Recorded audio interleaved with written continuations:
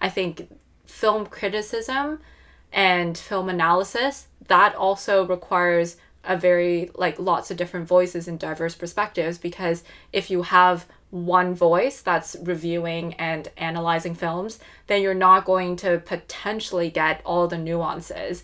And so I think it's really great to have on-screen diversity, but behind the scenes, it's equally important.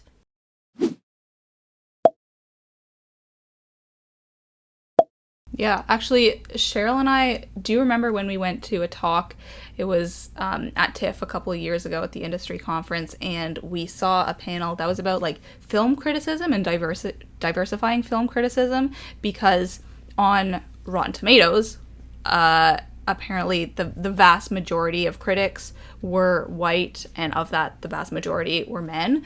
And so this means that when we have films that aren't from like a very white Western perspective, maybe all of the nuances of that film aren't being picked up, and so it makes a lot of sense to diversify the pool of film criticism so that like all movies are appreciated, and maybe you don't understand a movie that's like about a different culture, about a different background, but somebody else will. And so we need to have all of those different perspectives speaking to like when analyzing a film. So like she actually showed the numbers on Rotten Tomatoes of like how many critics there were, what the breakdown was, and I found that super interesting. Yeah, that was super interesting. And I think even because now we're in the day of like YouTube, a lot of YouTubers who do reviews and who analyze films, they also are quite similar. And I'm not attacking anyone. I think that they all have really great content, but it's really nice to hear different perspectives. Like I'll talk about The Take. The Take has a lot of like women on their team, and they talk a lot about like rom-coms, and they also talk about action movies and superhero tropes, and etc. I'll put their link in the description.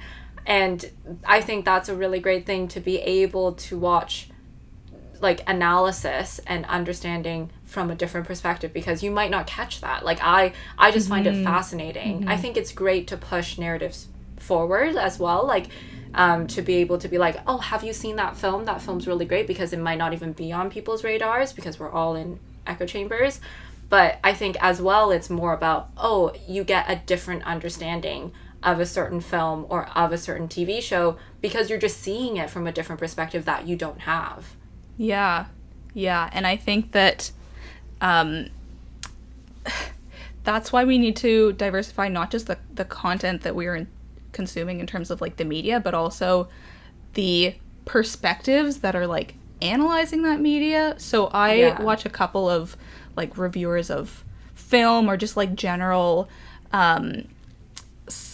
like society critique, I don't know quite how to put it, like analysis of media people on YouTube, and I think it's really important to make sure that you're watching a lot of different people from different backgrounds and different perspectives, because like sometimes, for example, I love Bridgerton. I talk about it a lot, and when I watched it, I didn't actually have very many critiques of it. There is one episode where I feel like generally people are pretty critical of it, but as a whole show, I thought that it did a really good job of like colorblind casting and being very inclusive.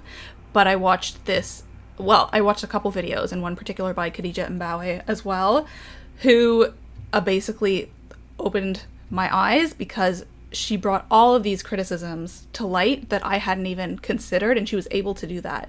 I am white, she is black, and so she was really able to dive into the racial analysis and this idea of colorblind casting in the show that I wouldn't have been able to do on my own.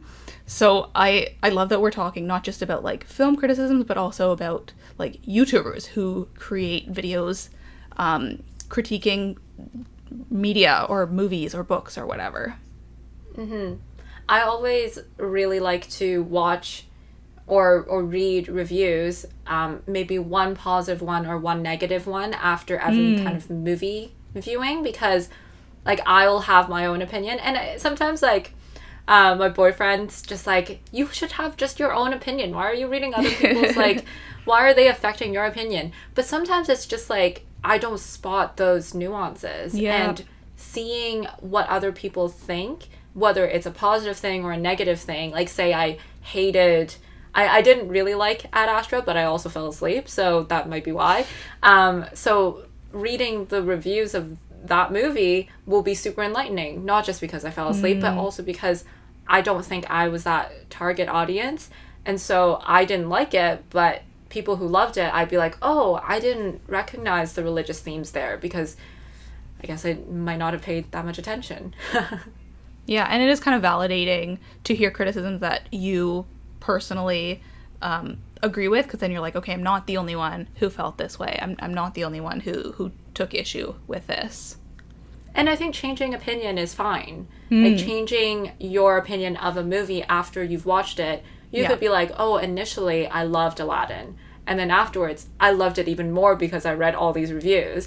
Or you could be like, oh, now I hate it because there are all these things about the behind the scenes, like the making of or whatever, that makes me not like it as much. Because I think your opinion can change all the time. It's not fixed, really, ever.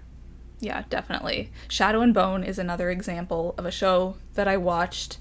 I liked it. I talked about it on this podcast, but I didn't have super strong feelings about, and I thought that the representation on screen was pretty good because it was a fairly diverse cast, I thought. And then I watched this video that like really critiqued the representation on screen, and I wouldn't have come to those conclusions by myself.